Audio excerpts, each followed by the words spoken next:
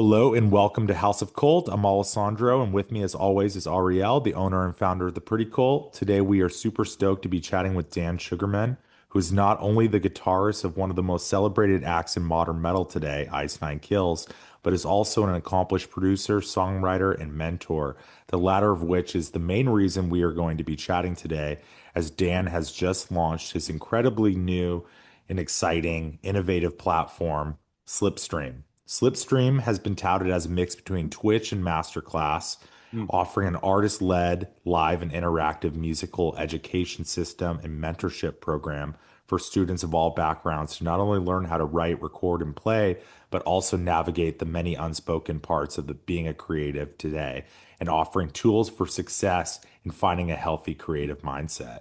But before we get into any of that, how are you doing today, Dan? I know before we started recording, you just broke a long fast. Yeah, I mean, besides the fact that I need to pick up my melted heart off the floor after hearing that intro, thank you so much. Super stoked to be here. Uh, Breaking a 24-hour fast. Yeah, I feel like I have some energy in me now. I do two days a week of fasting, so it's been something I've been doing for a long time now, and it feels really, really good. Um, Not to start all fucking heavy here, but after having had thyroid cancer 2 years ago, this is something that I take really, really seriously. So like cellular health and like having my body have time to sort of clean itself out and operate optimally is like a really big focus in my life. And I thank you for letting me take a couple bites of food before we started this. Absolutely. Take all the bites you want. Yeah, dude. I 100%, needed man. at least like two brain cells for this one. So I at least two. Totally, man. Well, let's kind of start at the heart of it, and dive, right into Slipstream, which is like the main reason we're chatting today. After everything you have been through as a musician and in life in general, like you obviously just spoke about, your battle with thyroid cancer and, but also, the many milestones and success that you've had, but as well as the challenges and setbacks, what sort of finally pushed you to say, like, I need to build this platform? It's a really good question, dude. I've been an educator in the guitar space for kind of as long as I could remember. I started playing guitar when I was 13. And by the time I was like 15, I decided that's what I wanted to do. And by the time I was 16, I had left my job at a deli, which was helping me pay for like my band's practice space. And all of a sudden, I was able to pay for it fully with guitar lessons. And I was like, all right, fuck making sandwiches. I'm gonna make riffs and help people make riffs. And that became like a really big focal point. And I started to realize that like, the hand-to-hand combat that you could have in helping someone personally level up and reach their goals, make their dreams into realities, like there's something that's more deeply rewarding in that than there is being like the escape for someone for that day at a show. Like the long-term effect of being able to help someone personally achieve something. And that could be like playing a song that they want to play for their wife's birthday. It could be putting out a record. It could be like learning how to create a song. It could be as big or as small as you could possibly imagine these instances being. But every time those wins are had, I feel like by proxy, I am feeling the exact same win inside as opposed to like reliving the win of like, cool, another really big show. You know what I mean? Like the novelty of that wore off after I played my first couple of shows. And then I just was like, okay, how much more can I push, raise the ceiling until I'm achieving more or dreaming more? And like being an Ice Nine Kills is one of the coolest, most rewarding things that I could possibly do as a metal guitar player. But then helping someone who likes Ice Nine Kills learn how to write their own Ice Nine Kills style songs is on the same level. And if not Yeah. more, because it speaks to like what I'm saying, like my heart bleeds for helping people. And I think that's really what I've been put on this earth to do. And like that really, really, really became evident when all of that was, risked with the things that I just went through a couple years ago. And the really big catalyst for going all in on Slipstream right now was a mixture of things. One of them, this idea that that we're living right now, Slipstream, is an idea that's over a decade that I've been like working on. I had an old education company that didn't work well, sent me into a really like huge financial hole, and I decided I needed to like regather, regroup. That's when I joined Ice Nine Kills and was able to be put on this like, digital and physical stage again, where it's like a different type of platform. And sort of in the background of that, I started thinking about this, and then the pandemic hit, and Hmm. I watched all of these like prestigious like Ivy League schools just like struggling to create a platform and a system for their student body to stay engaged and active and learning. And I remember seeing like videos online during that. It would be like a guy tuning into the lecture of his class, and then he would turn off his camera and mute, and then he would like go to Starbucks and then come back at the end of the class and be like, "Thanks, teacher." Yeah. And that was what he was paying for, was to fuck himself over. And the teacher was like probably not wearing pants. You know what I mean? Yeah. Like there's just like it didn't work well. And there was so many pieces missing in, a multi-billion dollar education system. Like I bet you each of these schools are multi-billion dollar systems. Like I honestly don't even know. I should do some more research before I throw numbers like that. But it's like I started to realize that there's such a massive hole in the way that online education was being done. And then inside of that, my own online teaching business exploded because everybody was stuck at home and wanting to like pick up the guitar again or write songs to, express the depression that was the pandemic for everybody. And everything started to kind of coalesce and align into this idea that I was just waiting for the technology to be there. And Yeah. in the past year or so, the technology finally stepped up. Um, and it's all coming together right now, and it's working beautifully. We just wrapped up our very first session. It was how to write a song like Ice Nine Kills. We had a mass amount of people purchase seats for that. It was a 4-day event, 4 Saturdays in a row, where I wrote a song and taught everything I know about how to write a song like Ice Nine Kills. And I wrote it live in front of them without any preamble or planning as to what it would be, fully unscripted, all the fuck ups and mistakes you'd expect. And the beauty of it was, as much as people loved watching the song being made, as much as they loved being able to ask me questions, the biggest takeaways that people were getting was even people at that level make mistakes and struggle. And Hmm. that is what let them Mm. feel like invited into having faith and belief in themselves to do it. Because a lot of times we see people at a certain level and we assume that like they don't feel what we feel, but we're all the same. We all bleed the same. We all have the same struggles and all of that stuff. And like one of the bigger things that they also took away from was the persistence. Like where they would get frustrated and give up, they watched me not give up and push through that and get to a better idea than what was there before. And they started to realize that like I'm imagining someone like digging for treasure, and they stop like 1 inch before they hit like the treasure chest. Like Mm. that's what most Hmm. people do, is they stop right there, and I dig through the treasure chest until I realize I passed it. You know what I mean? Like Yeah. that's sort of what I like stick to, is just like on the around the corner is constantly like the gold moment. And whenever I reach that golden moment, I'm like, but what if I spend more like 5 more minutes inside of this idea to see what else I get? And you constantly just yield and discover and uncover more and more. And I talk about this in my sessions all the time. A lot of people think that songwriting is architecture. It's this idea of like building a framework and a scaffolding that's never existed before, but it's much more like archaeology. You're digging for Mm. something beneath you that's been there for millions of fucking years. And the more you dig, the more it's revealed. You're not building anything that hasn't been done before. We're all working with the same 12 fucking notes. We all have the same options of tempos we could choose from. There's only a finite amount of beats and chords that exist, right? Hmm. Like you're digging for something that exists. And what that does is it takes the pressure and stress off of yourself to invent something brand new. And instead, you're uncovering something that chose you to be birthed. if that makes any sense what I just said. Wow. No, Yeah, I'm that was like very mind blown. prolific. Yeah. I mean, it makes sense that you're Yeah. doing this platform. It's like Jesus Christ, man. Like, Yeah. wow. Like, Yeah, and like, that sort of like soapbox shit that I just went on apparently. That's what I do is it's a lot of like mindset shit is like it's yeah.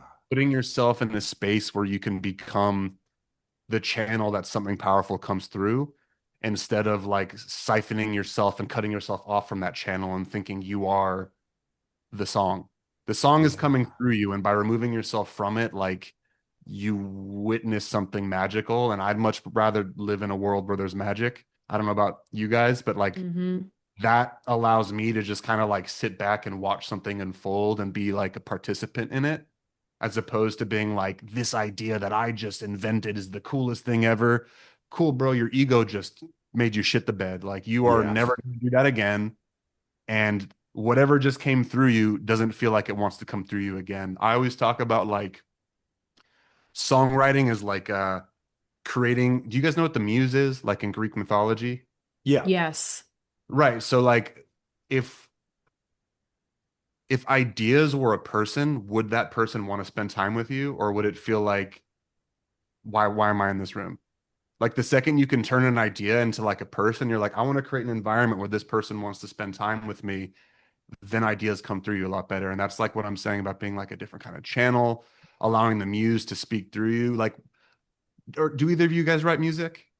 I Yeah, do I not, do. but Alessandro does. Yes. Okay, Yeah. cool. So like you're probably gonna be like, holy shit, I know the exact moments. You know when you're working on a song and you like hear this like melody in your head and you like start muting tracks, you're like, where's that thing that I'm hearing? And you're like, Yeah.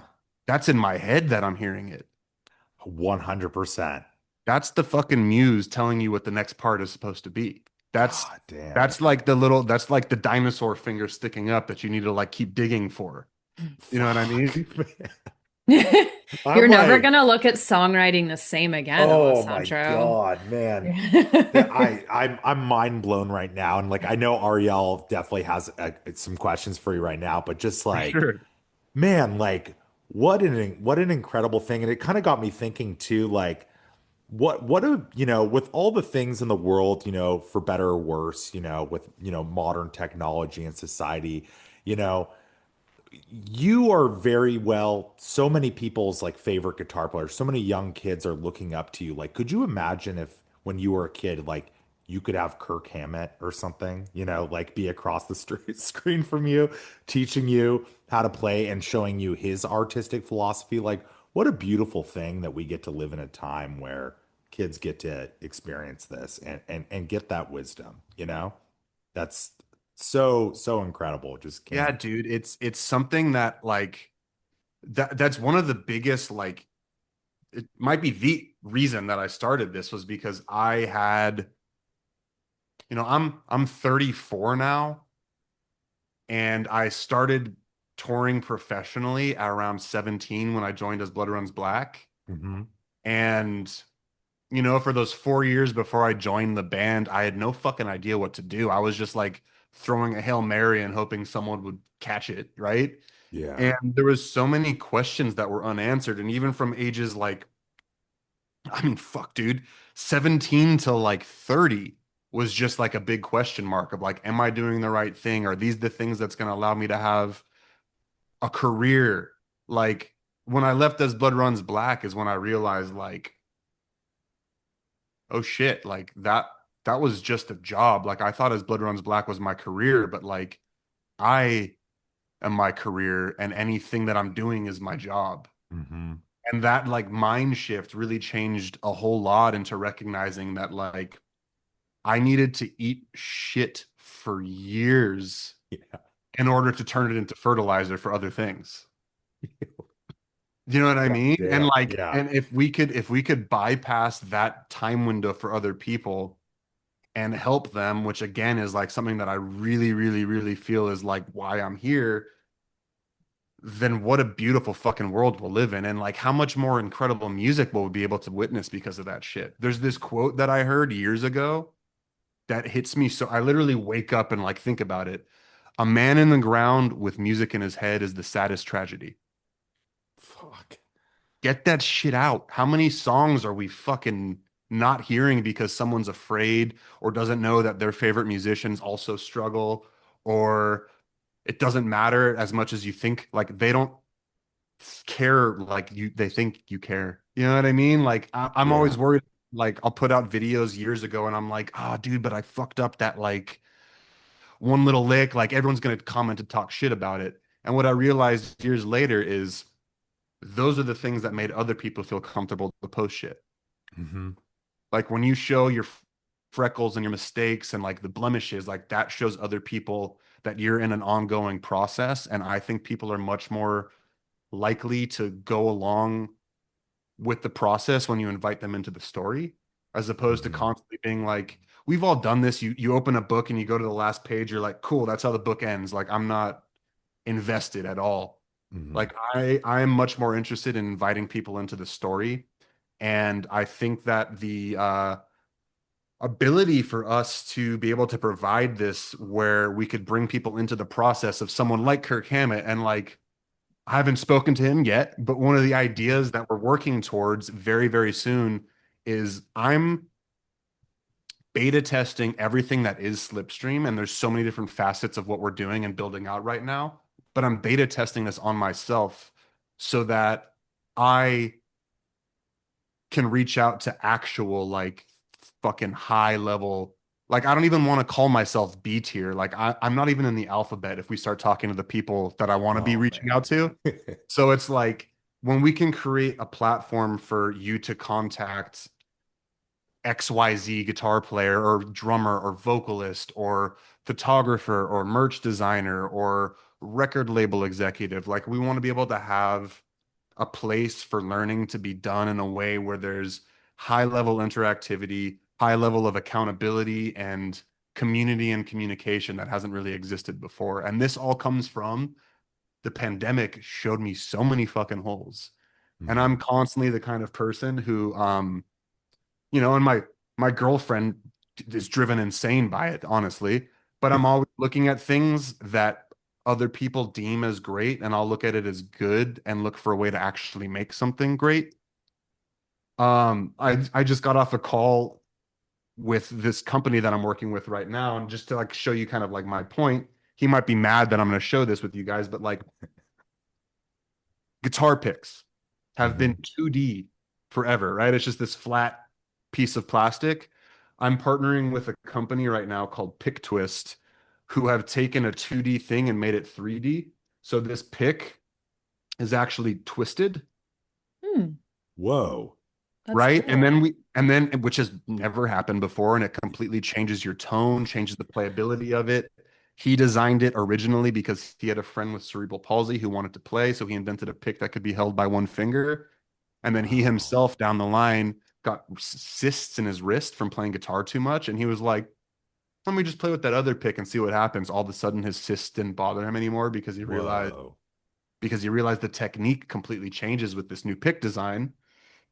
And then he contacted me with my buddy Timo Summers is doing a signature pick with them. And it's an incredible pick. And I'm sitting there and I'm holding it and I'm like, yeah, it's good, but it's not great yet. Like what I hold my pick differently, and it's forcing me to hold my pick in a different way. So I came up with this idea to present to Manu, the owner of Pick Twist. And now all of a sudden we have a pick. I don't know if you guys could see it, but there's a channel back here for the index finger Yeah. inside of, Mm-hmm. which has never existed before. So now all of a sudden we're on a pick that's twisted with a channel for the index finger to sit inside of after, 100 years of a 2D pick, all of a sudden there's this. So my point is I'm constantly looking for like what things can we tweak? How can 1 + 1 = 3? You know what I mean? Yeah. I'm fucking Yeah. weird. I'll shut up. No, No, dude, no. we I need mean, people like that. I mean, how do we ever progress, if there isn't people that are like, okay, well, this is good, but how can we make this better? How can we do it differently than everyone else is already doing it? Like that's progression, you know? yeah. Exactly. Exactly. I mean, Yeah. it's the pick of destiny, man. It's the Yeah. pick of destiny. Yeah, dude. We're trying to create pick scriptions for everybody to cure your shred ailments. Oh my Hey, goodness.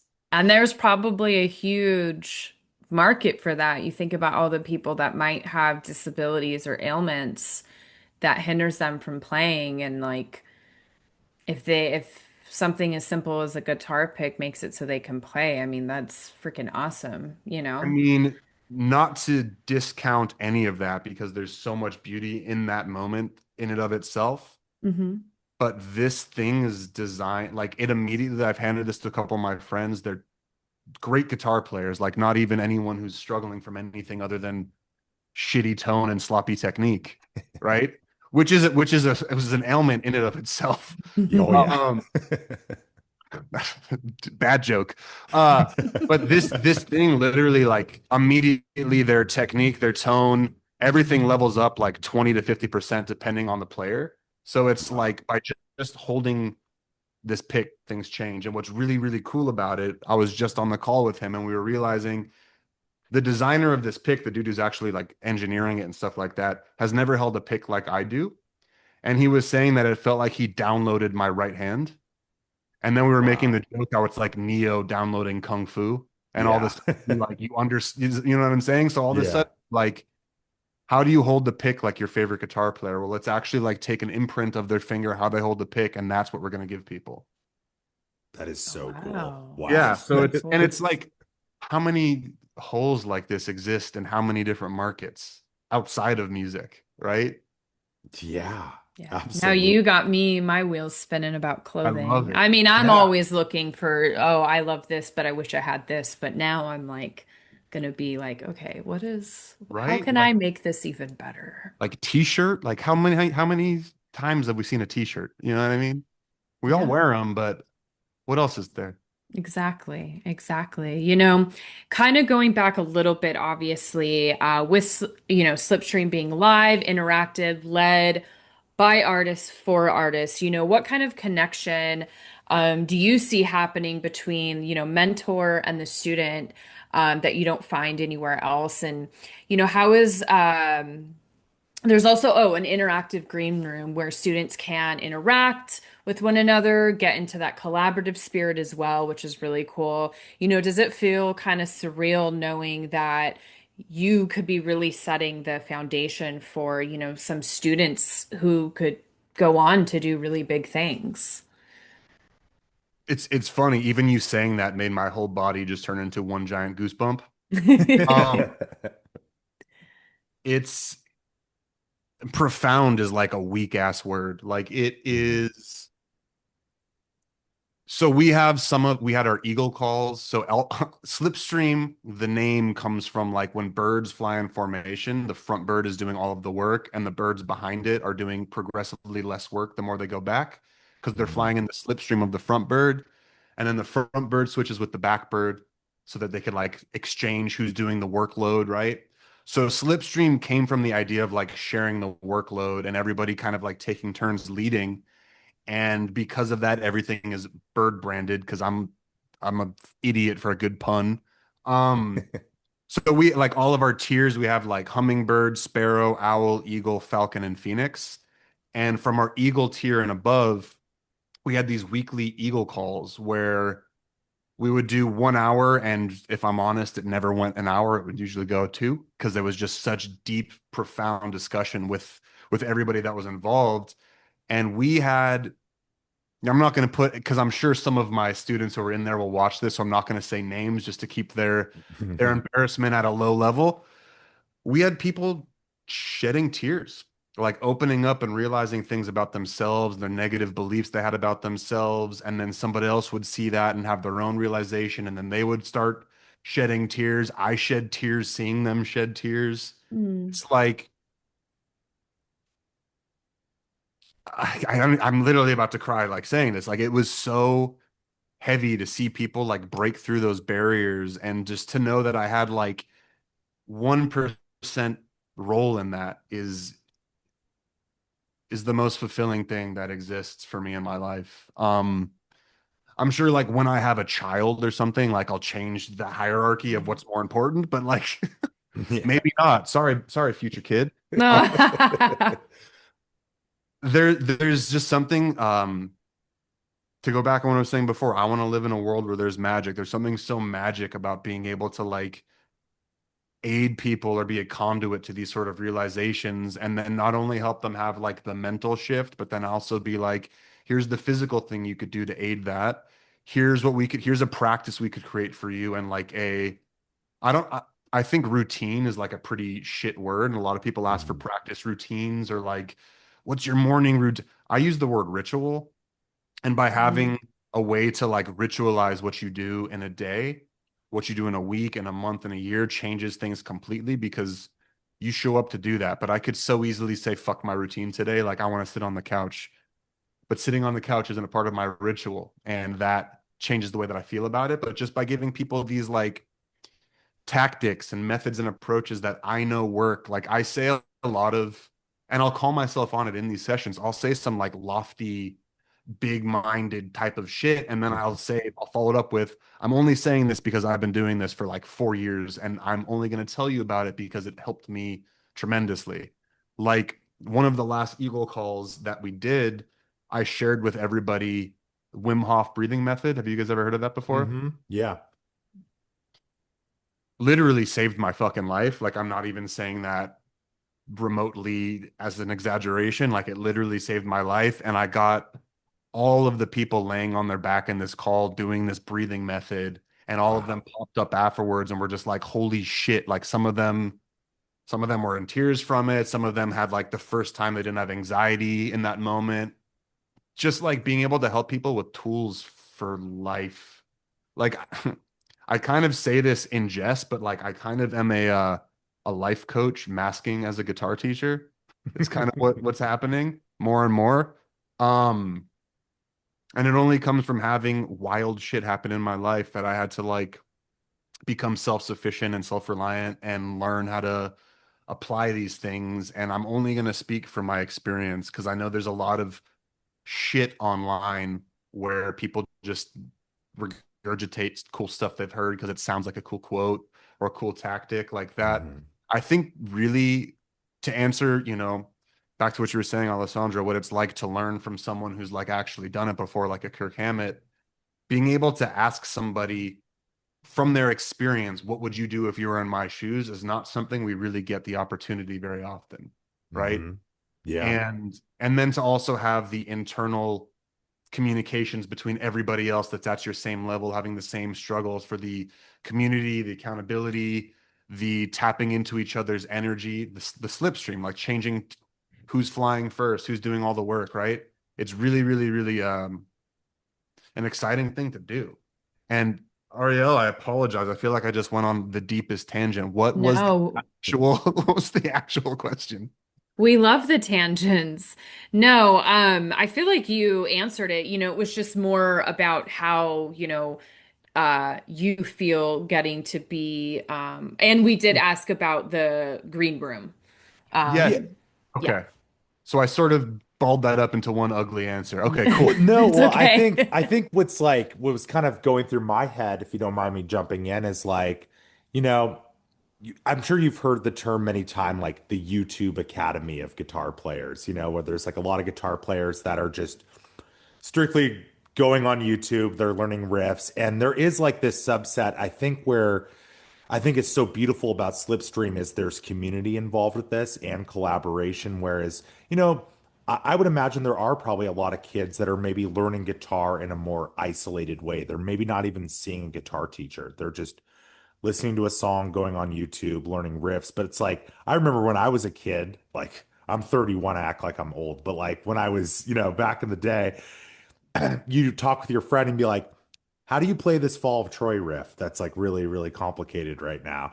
And there was that collaborative element. It wasn't this just, isolating feeling, everyone was learning together. And it seems like you're kind of creating something where people are learning together, but also like in that green room, like you never know, like there might be two kids that are learning together that might end up starting their own band that's going to become the next Ice Nine Kills are even bigger than Ice Nine Kills. You never know. One would hope, yeah, dudes. And to that, I was just talking about this earlier today in a meeting. YouTube Academy, as you're calling it, which I'm definitely going to move forward with that term because that's hilarious. Every really great piece of information that you're getting is paired with a really shitty piece of information, Hmm. right? And there's no like, you don't know which one you're getting, and you have to get through the entire video and then apply it for a couple months to know was this good or bad advice. So there's no like QC, there's no quality control in that, right? So right Hmm. off the bat, it's information overload and like takeaway underwhelm. You know what I mean? Yeah. Like it's really, really rough. And then to top that off, which is really, in my opinion, to make it worse, you have a really potent question that you want to ask the teacher. The teacher's job is to put out a video, not answer your question, Hmm. right? Their focus is like, what's the next piece of content I need to make so I can generate ads Hmm. and get ad spend happening on me, right? They're not making a platform around themselves. Some of them do. I'm not going to say names, and I know I'm really good friends with some really killer teachers on YouTube, but their focus is putting out the next video because that's how they pay for rent. They're not getting anything out of answering a 15 paragraph question or giving a response that's as long as it's required to actually be helpful. Hmm. Um, and I think that's a really big part of it is like people are too consumed in creating like I call so you've probably heard of as a musician, you've heard of gas gear acquisition syndrome. Uh, kind of actually. No, I don't know. It's the like, oh dude, I'll be better when I get that guitar. Oh, I just need that amp Oh to start to yeah, be Mm, better. yeah. yeah. Right? Like once I get this plug-in, my mix won't suck. Guilty of that for sure. The Yeah. like it's like that is the most like bottled up corporate fucking snake oil ever, right? Um, Yeah. there's also like technique acquisition syndrome, where Hmm. guitar players are like, "Oh, dude, once I get better legato, like my songs won't suck." I don't know, dude. Hmm. I don't think those things go hand in hand. And a lot of teachers are looking to, it's not the what would be the opposite of acquisition. They're looking to do like technique implementation syndrome. They're trying to put more things in front of people to feed their acquisition syndromes. They're not looking to like actually solve, or I like to use the word dissolve people's problems. They're not really looking to do that. They're looking to just like generate more clickbait and bring in more questions, which is really comments to feed the algorithm that says YouTube will give you more money. Like it's not creating an ecosystem that is ripe for really, really, really good educational content. It is Hmm. just ripe for a lot of content, right? Yeah. Um, and to your second point, and again, I'm not talking shit on anybody. I was a YouTube uh college graduate. Like I learned so much on YouTube, dude. But it was also, for every one good video I saw, I had to get through something else that I was like, that's not making sense to my body. Um, to your point about people making bands, we actually, this was probably the coolest thing that we were able to do. I called it the Songbird Challenge. We Mm. put together four bands of about six people each because these are the amount of people. We could have done more with less people, but we decided to just be like, let's put together a large band. And we did four bands, and every week between my session, so every Saturday I would go live for about 4 hours. Their challenge was for that week to get as far or further than me and writing their own song. Wow. And like I wrote a Mm. song about, so the community voted on the movie they wanted me to write a song about. We chose the movie Seven. Um, Okay. fucking one of the best movies ever. Oh, absolutely. Nightmare fuel. Um, and I showed the entire community my process of how I like break down the movie, how I choose moments that I want to kind of cite, how I tell a storyline. So like the song is structured in the seven deadly sins as the structure of the song, and in the order of the kills is the way that the song is structured. It was very like specific to that. So they all had to choose their own movie that they would do the first week and then like be able to get the first couple of ideas down. And then they would turn in their idea and I'd give them a couple of tips because they joined the band, I gave them just a little bit more communication back and forth to kind of coach them a little bit further. And by the end of it, we had four bands turn in complete fucking songs. All of them wound up adding vocals to it, which was not the challenge. And I'm blown away. So it was 4 fully mixed, fully orchestrated lyrics, vocals, fucking everything. And then we hosted a Songbird award show and we had everybody pop on and I listened to all of these songs and I'm not going to pull out, but I basically came up with a whole score sheet of how I would score it. And then I went back and I listened to the songs again. And then I gave them notes on what I would do as a producer to elevate that song. And then I announced who won. And it was fucking awesome. Like all of those people are now such good friends. Some of them are starting bands outside of this. Another one of them is just keeping the band that they created as a band, and they're going to start releasing music as this band. So like quite literally that is already occurring and it's fucking awesome. And there's also been other people who are just starting little like Zoom writing sessions and hanging out and giving each other we have everything is bird branded and where we have it's the every time I say it seriously, I have to pause to laugh. I call this section bird droppings. Oh my God. That is that is that is where the students can upload the songs they've created. Okay. Right. And then everybody else gets to pop in and check out the song and be like, dude, I really like this moment. It'd be really cool if you did this.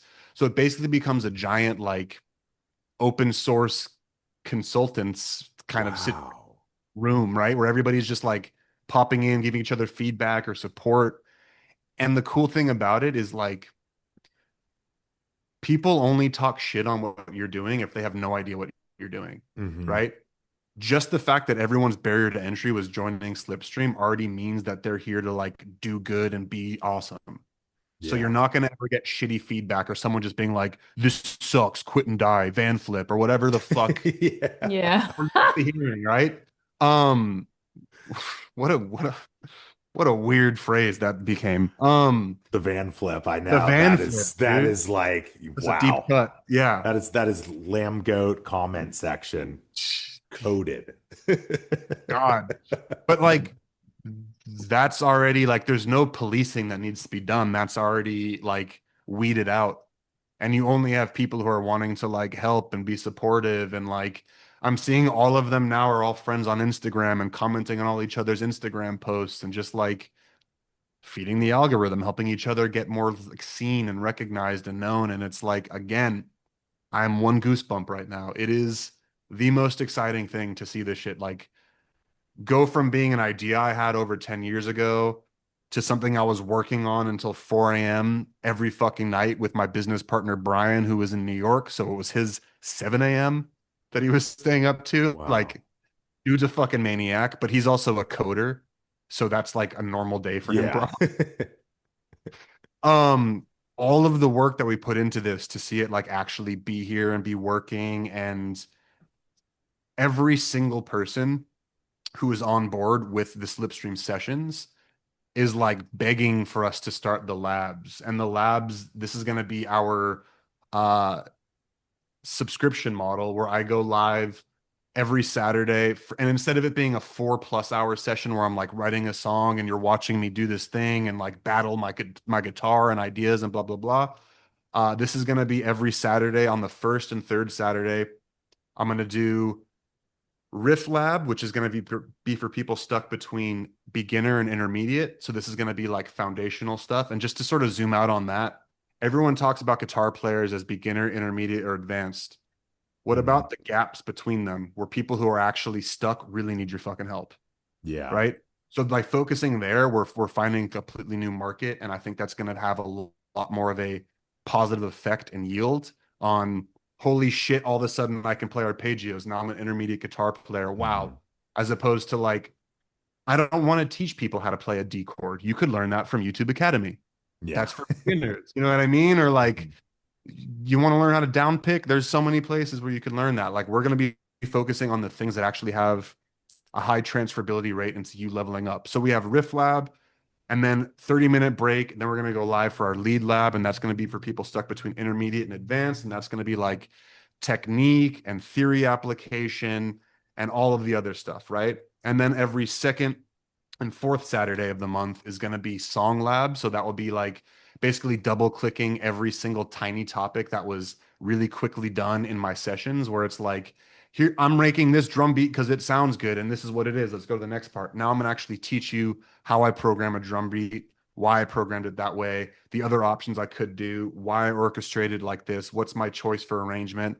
Like these are all individual classes that we'll do and just deep diving on the nitty-gritty, followed by the 30-minute break, followed by the mind lab, which is like if you have good technique, that's why you write a song. Well, now that you have a good song, what the fuck are you going to do with it?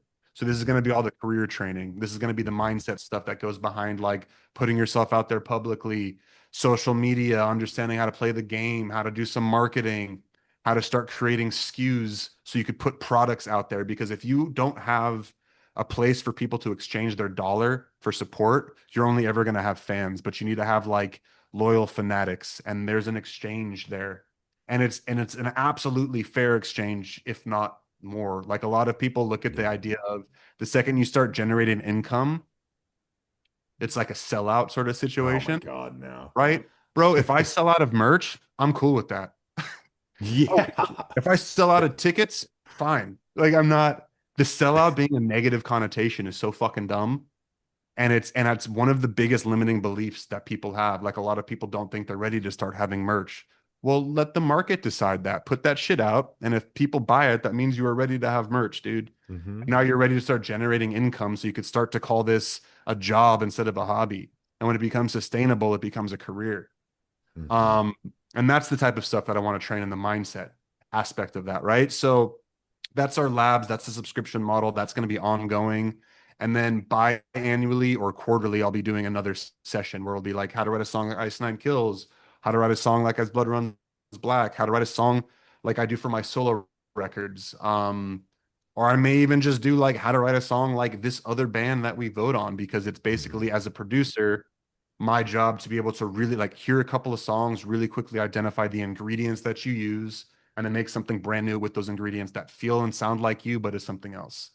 Like do you guys know the cooking show Chopped? Of course, yeah. Right? You open up like five ingredients in a box, every chef makes something different. Hmm. It's sort of like that. Like, what are the ingredients this band uses, and how can you plus me equal something brand new, then you plus him equals, you know what I mean? Like, it's always going to be something new. So the second we get through this beta testing of these kind of ideas, we're going to be onboarding, like I said, the Kirk Hammetts of the world. Dude, That's the that goal. is That's the that goal.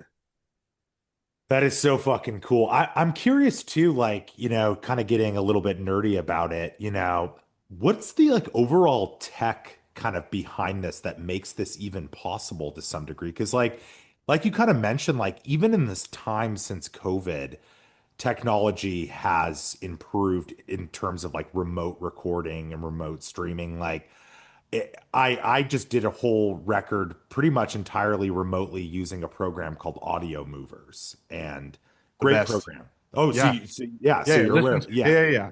Yeah, listen to. Yeah, exactly. And I'm just kind of curious, like, what is sort of the machine behind it to facilitate all of this? Like, it's crazy.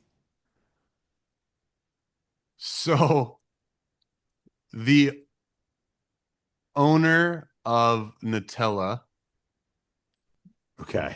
died without sharing his recipe. Okay.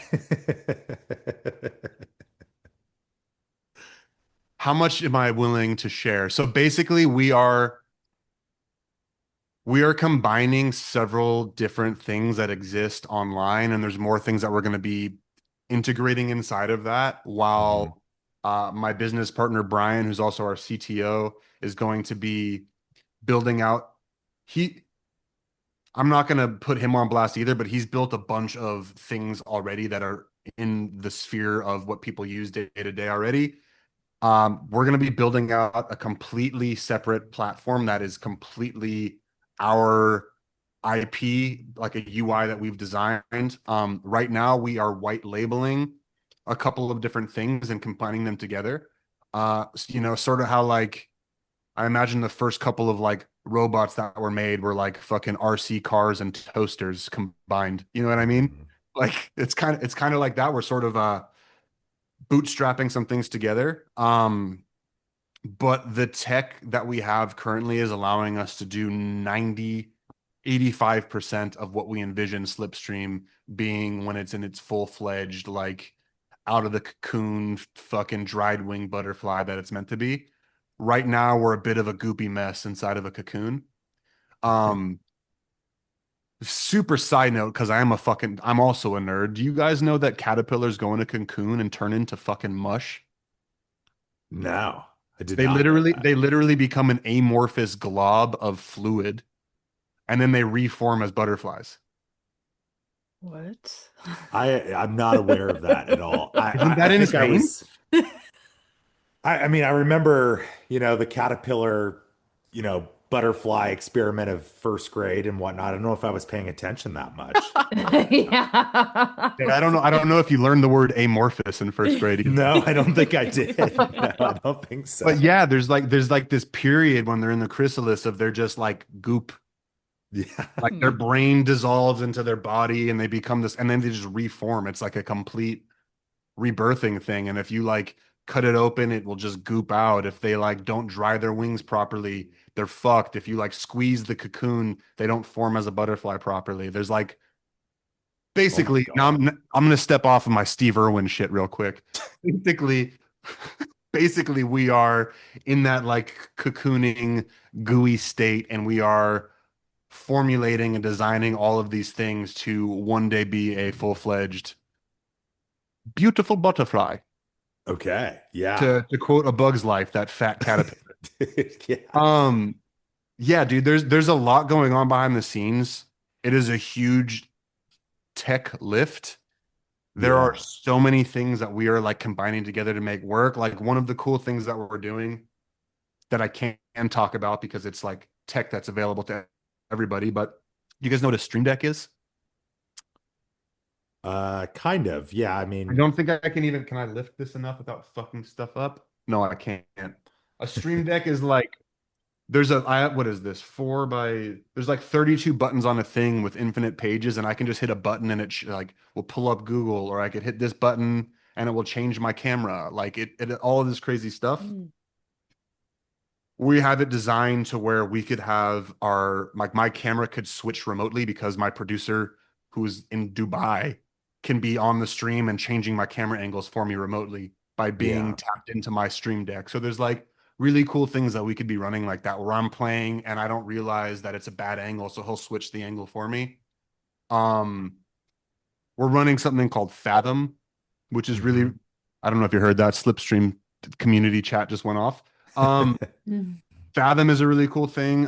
So this is our AI note taker that is tuned into all of these sessions and does key takeaways, topics we discussed, action items to take, pain points that were solved, and then every single thing is like a clickable item that will take you to that Mhm. exact moment in the video, which is like the most fucking awesome thing that we could provide to students ever. And then there's also a feature where you could go ask Fathom and you could be like, hey, when Dan was talking about how to be better at like programming drums, like where was that? And it will just give you a bunch of timestamps of where I talked about programming drums and you Mhm. click it and it's immediately populated there.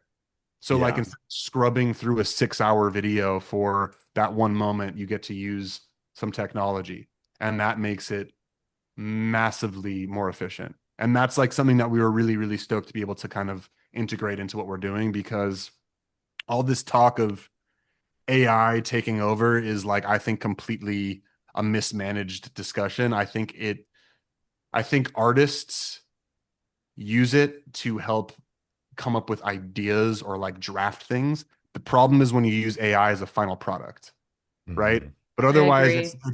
it's like it's a glorified assistant who helps you Yeah. like do a proverbial sketch of something, right? Like here's a rough idea of how that email could look, and then I listen or I look at it and I go, I would never fucking say that. Hold on, this is better. Okay, that thank you. Saved me 20 extra minutes, which I can now Mhm. put into like doing something valuable with my life. So there's certain aspects of it that I understand, like AI songs, fuck all that. AI completely generated art that's printed on a shirt that isn't like said as AI generated art. So then you don't really realize if you don't want to be supporting AI, you accidentally are because you want to support that band or that company. There's so many weird things where it's just like, you know what? When I started touring back in the day. I remember when we went to Thailand and you would go to the like the gas stations and there'd be these pictures if you wanted to buy cigarettes, for instance, and I never did, but I saw them. There was just pictures of people with like mouth cancer. Like Oh that was yeah. the front of the cigarette was Yeah. like that, right? Yeah. Later, that became, I think, a more common thing. I think it's in America now. Yeah, in Canada, it's like that. And Australia, I think, is as well. There's like Yeah. it's sort of spread, but it's like tell people like where this is sourced and what it can do, and then let them buy it. You know what I Hmm. mean? Like put on the shirt AI so that I know it was it's like the same thing. Like if you want to do that as a final product, just let people know. I think that's totally fucking fair. And even if you don't want to let people know, that's your prerogative. But using it as a assistant, using it as a tool for good, I think is totally cool. Oh It's not yeah. it's not going to replace doctors, it's not going to replace art, it's not going to replace, design. Like my partner Brian, he's a coder and he will ask it to code something. He's like, this is totally fucking wrong. And then he'll edit it because he has a skill set that it is like Googling how to do it. And then he's actually able to apply that. Right. So it's just like, Hmm. at best, it's a fucking, it's braces, Yeah. it's a crutch. It's nothing else. It's not the teeth themselves. And Yeah. I I mean, think a lot of artists are up in arms about it, but I don't know. It's a weird one. Yeah, we I definitely use it in our daily lives, like as a tool and as an assistant for sure. Yeah, it's Like an assistant. 100%. And I think that's cool. It's not the artist. And I think that artists that are afraid of it could find another perspective on it to maybe help their workflow a little bit. Yeah. And I mean, when it comes to music, I use it zero. Like I know some mhm. people will be like, I want to write a song about this. What are good lyrics? And it will come up with lyrics. Like Oh God. I'm Yeah. against that, right? I Yeah. use it for like the business stuff. Like help me formulate an email really quick. What is the Instagram algorithm looking like today in the music sphere? Okay, cool. Let me try this. Like a clickbait title or some shit, right? But Hmm. it's nothing more than that. Yeah. No, I yeah, mean, I totally use agree. Fathom for every meeting pretty much. You It's know, okay, incredible. cool. Yeah. Yeah, it's the coolest, dude. It's the best. Such And then you can actually focus on the meeting. You're not like typing the whole time, taking notes. It's like yes. it's got to take Yeah, care. back when I worked in music, I worked for a booking agency. I was thinking about this no joke like a couple weeks ago because obviously on I do a lot of my work meetings on Google and they have Gemini, which is the same note taker thing, right? And I was just thinking, I was like, man, 6 years ago, 7 years ago, every assistant each month someone new would get picked and you'd have to go sit in the agent meeting and you'd have to take all the notes and you'd have to Hmm. type it out and then like send it company wide by the end of like that day. And you like dreaded when you got picked because of course it was like on top of your work and it would be Hmm. so stressful because you'd have to like write everything down and hope you didn't miss anything. And I'm like, I hope that there is a Gemini or Fathom note taker in those rooms now, and no poor assistant has to sit there like getting everything every agent says, and God forbid you miss something, and then someone's like, "Well, why wasn't this in the notes?" You know, Yeah, like yeah. I Agent think about assistants are that. having the best time right now. You Like, know what? Yeah. thank Good for God. them. They are the most underpaid, hardworking. Yeah. Oh, I it's was true. one like, I hope that they get to use Fathom and Gemini Note Taker because good God, that was so stressful when it was Yeah. your month that came around. Yeah. You're like, Oh my God. shit. Yeah. What a fucking binary blessing that is. You need Yeah. those ones and zeros so bad, dude. Oh my Ah, God. dude, I, Jesus. I just Yeah. literally had that thought like 2 weeks You're ago. you're so on point with that. Like is it taking away those jobs from people? Yeah. No, well, Well, but yes, did they want to but do the job? No. no, exactly. No. And it's like it was on top of your regular workload. So it's like Oh, I would, do my work for the agent that I worked for. And then in my day, I would have to figure out getting the notes done and then getting them approved and sent out by the end of the day. And I'm like, yeah, assistants don't make enough money for that shit. So I'm like, so it just was like let a them second use gig. Yeah, just let them use the Gemini and they can edit it, maybe make it look nice and then send it out, hopefully. I hope that's what's happening in these agency God, I rooms hope now. so. I'm They sure. better. They I'm better. sure. Yeah. I mean, no offense to any note taker ever, but like, I don't think you could do it better than AI can do it. Fuck no. No, Hell no, no. absolutely not. Yeah. And like the pre-designed bookmarking where you click the thing and like, Jesus, oh my God, that is so helpful, dude. Yes, Saved me so much time with absolutely. edits and oh man, so good. Kind of a different question, but clearly you are a very, very busy person. With being a guitarist for Ice Nine, solo artist, producer, mentor, how do you balance all of these hats without burning out? And, obviously, what role do kind of mindset and I'm sure your fitness practices play with keeping you so grounded? It's a really good and heavy question. I prioritize those things so that I can do the other stuff to the best of my ability. Like I liken it to, when you're on like a plane and it's like, put on your oxygen mask before you help anybody else. It's because you could die and then you can't help anyone, right? Right. Like help yourself first so you could help everybody. Um, and I literally call it like me and my girlfriend have this. She's like, go put on your oxygen mask. Like, we'll talk about this later. Like, it's literally a term that we use in my household. It's I wake up, I get sun. I need some fucking sun every day. I will walk my dog. I wear a fucking 35-pound weighted vest so that I'm actually exercising when I'm doing it, while simultaneously listening to like a really informative, nutritious podcast, or sometimes an audiobook, but I'm constantly looking for like whatever time that I have where I'm not ingesting or consuming music for like a job purpose. I'm gonna be trying to consume as much nourishing information as I possibly fucking can. Like when I wake up and go make coffee for myself, like I have a podcast on so that for like that 15 minutes I'm still listening to something that's good. Um, this is and my ritual that going back like fuck a routine, my ritual, I'm constantly changing up. Like high intensity interval training, Hmm. the idea of like constantly changing things up so your body never knows what's coming. Like I'm Hmm. constantly reformulating my ritual so that my body doesn't get too used to something or bored to something. So right now it's walk my dog first, come home, make coffee, which is super fucking important. I also sell coffee, so that's kind of part of my life. I'm kind of Dan Coffee Man is more my name. Then I will typically, depending on what my schedule is after this, I usually come home and immediately start to journal. So I do what I call my morning dump after my actual morning dump. Okay. TMI, but I do two morning dumps every day. Perfect. That's we'll keep that in. Don't edit that. Oh yeah, no, that's Um, staying. so then I do that. I like to just get everything that's on my mind that I'm thinking that I'm feeling, big wins from yesterday, things that I have to get done today. I'll map all that stuff out and then I'll just do like a gratitude section in my journal where I just say everything that I'm thankful for in the day.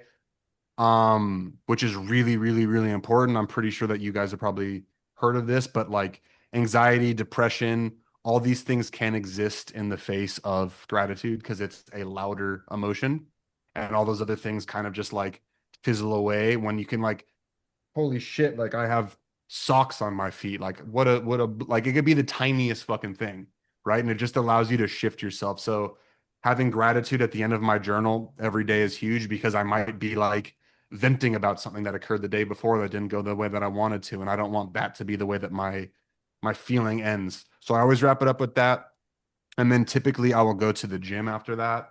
And whether that be I do these core classes, I go to a rock climbing gym called Class 5, and the manager of that place has a core class that is so fucking hard. I just did it yesterday and I'm barely standing. The thing about this motherfucker is your calves are the core of your leg. Your abs are the core of your body. Your bicep is the core of the arm. Everything is a core to this fucking guy. Like there's no like it's not abs, it's the whole fucking body, right? Like your butt is the core of your back. Everything is getting work. So I do that, and then I would typically like do 30 minutes plus on a stationary bike, and then I do 20-minute meditation in the sauna, and that's happening probably 4 to 5 times a week. And then when I'm not doing that, I'm meditating in the sauna for those 20 minutes. So if I'm not doing that, I'll supplement a meditation at my house. And this is typically all done before my workday begins, which is usually around noon. So Okay. that's it's a lot. It's a lot. Yeah. And then like I'm very like as I mentioned in the beginning of this podcast, I learned a lot after having, lost my mom to brain cancer. So then when I got that diagnosis in a different place, I knew so much already about how to like manage and like think. Like your cells are constantly listening. Everything that you say or think, your cells are like adjusting to. Like your Mm. mitochondria have fucking ears. Scientifically, they don't, but energetically, they're feeling everything you do. Um, so I take everything that I put in my body very seriously from like I'm a everything I eat is organic. Like I'm vegan for the last 7 fucking years, which has different things in different like, worlds, right? Like some people think carnivore is healthier. I feel amazing on this, and I'm also not a dumb vegan, and I know how fucking delicious that steak is, right? And I'm not gonna shame anybody for not doing it. Like this feels good for me. Right. And I can't look at my dog and call her the most precious thing on the earth and then turn around and eat a chicken leg. Like it's just doesn't it just feels strange to me. Um, right. There's so much cognitive dissonance already in the world that I'm trying to like lessen as much as I can in my life. And then it comes down to like the type of water that I drink. Like I will drink 3 to 4 of these a day, and it's really good quality spring water because I learned a lot about something called fourth phase water. Have you guys heard of this before? No. I don't think I've heard of fourth phase, but I recently, my old assistant was like a water connoisseur, and she taught me a lot about, like, no joke, the brands not to drink because it's like crazy what they will do, or how much filtration certain water has to take for it to be even deemed like drinkable. And it's like brands that they're actually selling us. It's like crazy. The whole water thing is insane. It is fucking wild. It is Yeah. absolutely insane. So there's like I'm not gonna go on this whole like fucking scientific diaspora of shit I'm not an actual expert in, but I know a lot about it from YouTube Academy, dude. It's a great place. No, so I've worked with a lot of different like nutritionists and health experts, and I've learned a lot about this. So basically, your cells, when primed properly with like the right amounts of sodium, potassium, magnesium, manganese, all these things, water is pulled into your cell, each individual cell, and it is immediately turned into what's called fourth phase or structured water, which is like jelly water, right? So we know of water in 3 phases: water, gas, liquid. There's a fourth phase, which is like living cellular water. And when you have a cell that is either A, its microtubules between each other cell is like severed. When a cell becomes isolated from the rest of the cells, it immediately simultaneously becomes cancerous and it turns into a zombie cell, which is really fucking interesting. And if those Oh. microtubules can be reconnected, the cell becomes healthy again.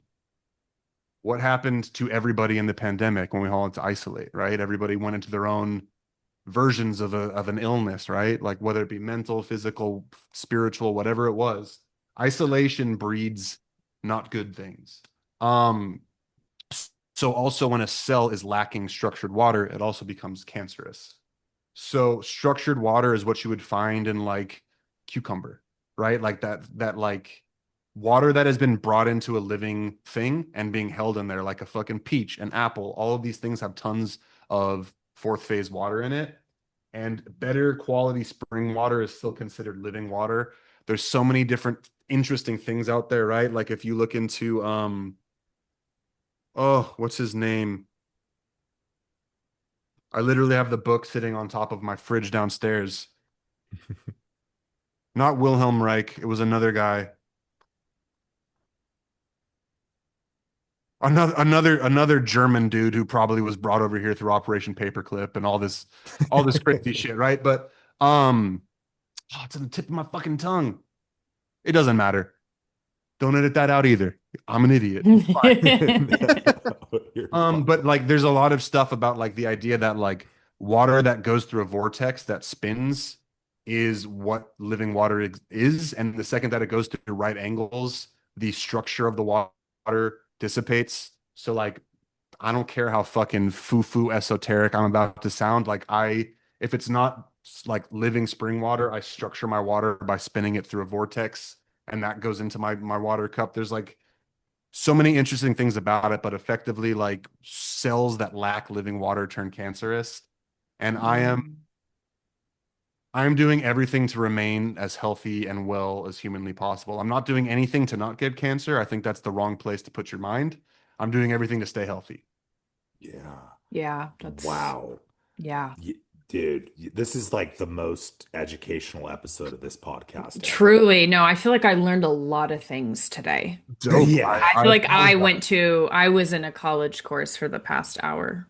So Yeah, dude. thank It's you my yeah, it's it's for, it's so inspiring everything that you've been through and this platform you're creating, your artistry and everything. It's just I can't think of a better, person to chat with on this show. I mean, this is truly incredible That and really means a appreciate it. lot, dude. Yeah, I Of mean, look, this course. is Zoom Academy, I guess. Yeah, Zoom Academy for Yeah, sure. and like I don't mean to do that. That's my bad.